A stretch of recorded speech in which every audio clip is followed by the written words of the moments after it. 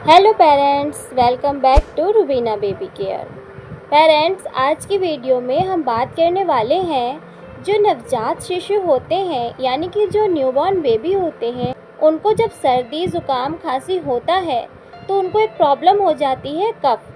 जो कफ है वो बच्चे के चेस्ट में जमा हो जाता है। और सबसे ज़्यादा टेंशन वाली बात ये होती है कि बच्चे इतने छोटे होते हैं कि हम उनको कुछ खिला पिला भी नहीं सकते और ऐसी कोई चीज़ नहीं दे सकते जिससे कि उनका कफ ठीक हो जाए।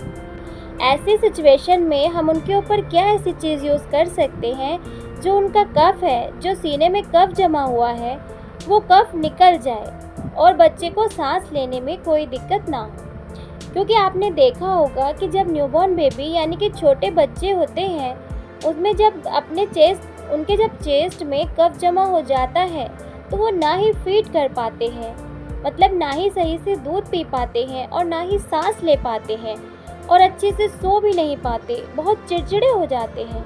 आप बच्चे को फीड कराते हैं तो उसके चेस्ट से आवाज़ें भी आती हैं, सरसर या खरखर की आवाज़ आती रहती है। इस केस में बच्चा बहुत ज़्यादा इरिटेट भी हो जाता है, बच्चा बहुत परेशान सा रहने लगता है।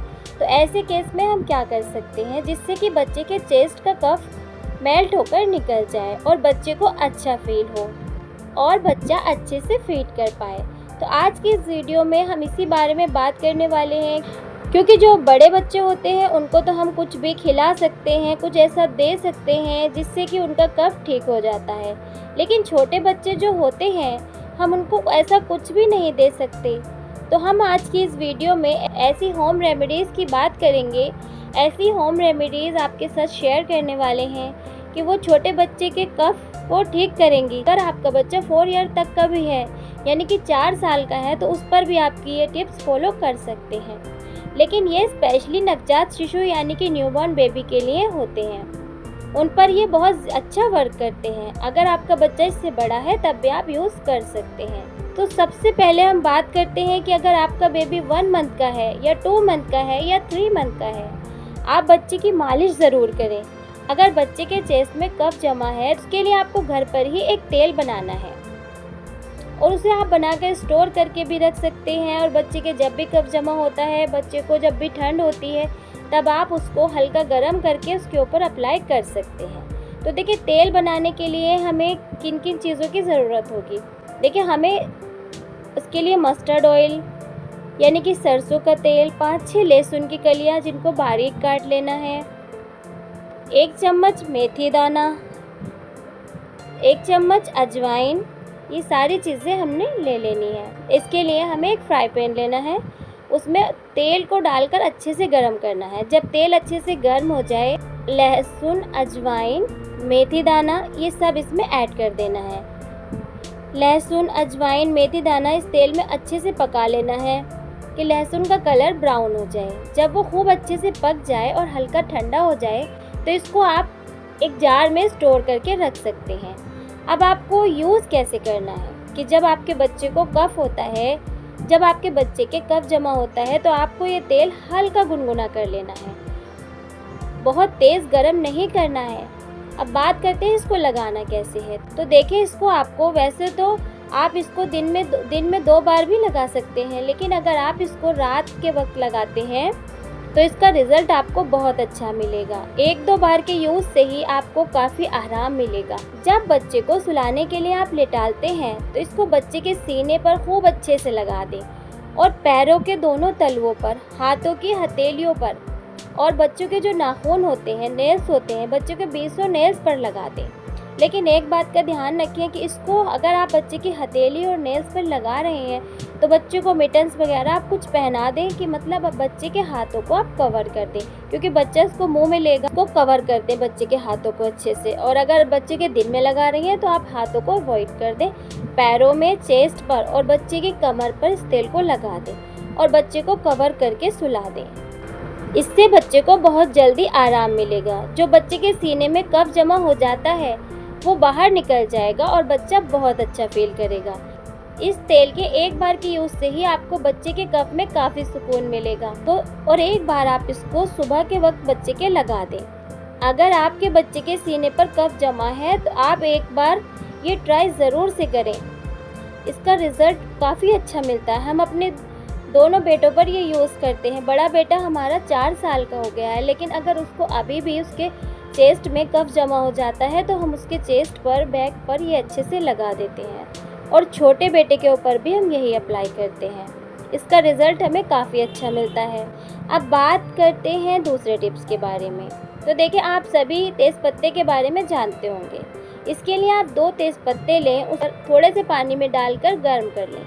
जब पानी गर्म हो जाए तो उसमें से तेज़पत्तों को निकाल दें, और उस पानी में आप कॉटन के कपड़े को डीप कर लें और उस कपड़े को अच्छे से निचोड़ दें, मतलब उसका पानी अच्छे से निकाल दें, और एक बार उसको देख लें कि वो ज़्यादा गर्म ना हो। फिर उस कपड़े से आप बच्चे के चेस्ट की सिकाई करें। इससे अगर आप बच्चे के चेस्ट की सिकाई करते हैं तो इससे जो भी आपके बच्चे के चेस्ट में कफ जमा हो जाता है वो पॉटी के थ्रू मेल्ट होकर निकल जाएगा। आप ये भी ज़रूर से ट्राई करें, 100% वर्क करता है ये।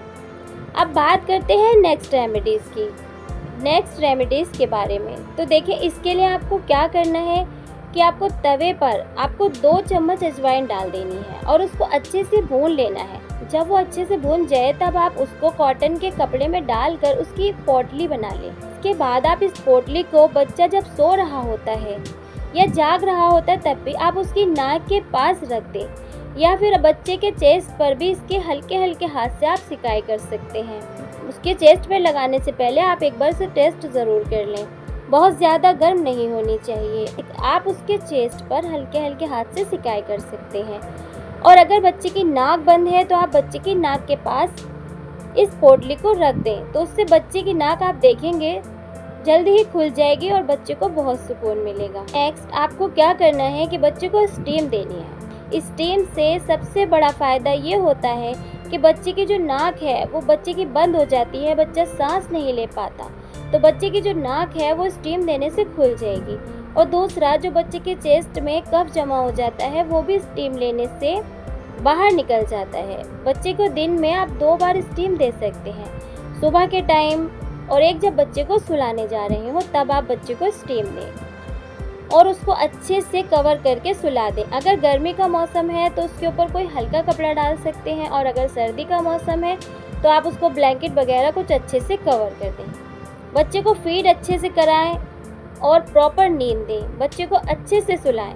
और आप जब बच्चे को स्टीम दे रहे हैं या फिर यह अजवाइन की पोटली उसके चेस्ट पर लगा रहे हैं, वो बच्चे की जो पीठ यानी बच्चे की जो कमर होती है उसको हल्के हल्के हाथ से थपथपाते रहें।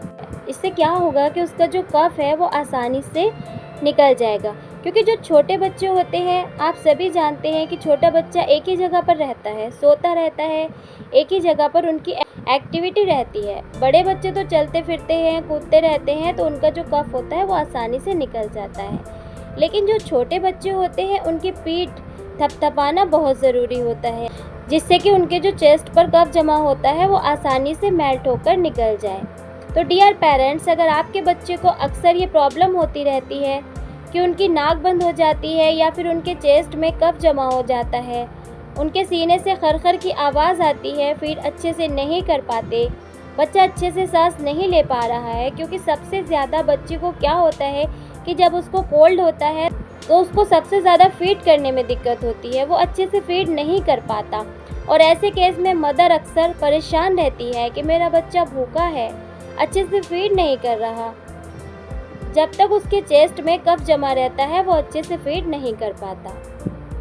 तो ये सारे टिप्स फॉलो करें, आप ये होम रेमेडीज़ यूज़ करें, आपको इसका 100% रिजल्ट मिलेगा। और एक ज़रूरी टिप्स हम आपको देना चाहेंगे कि सर्दी के मौसम में तो अक्सर बच्चों को ये प्रॉब्लम होती रहती है, तो आप इसके लिए ये जो मस्टर्ड ऑयल यानी सरसों का तेल, लहसुन, मेथी दाना, अजवाइन वाला बनाया है, इसको आप स्टोर करके रख लें और इसको आप बच्चे के ऊपर रोज़ अप्लाई कर सकते हैं। लेकिन इस बात का ध्यान रखिए कि अगर आप बनाकर स्टोर कर रहे हैं और बच्चे के जब भी लगाने जा रहे हैं तो इसको हल्का गुनगुना कर लें और रोज़ सुलाते टाइम आप बच्चे के चेस्ट पर इसे अच्छे से लगा दें। इससे बच्चों को ठंड नहीं लगेगी, इससे बच्चों को कोल्ड नहीं होगा, इससे बच्चों को सर्दी नहीं लगेगी।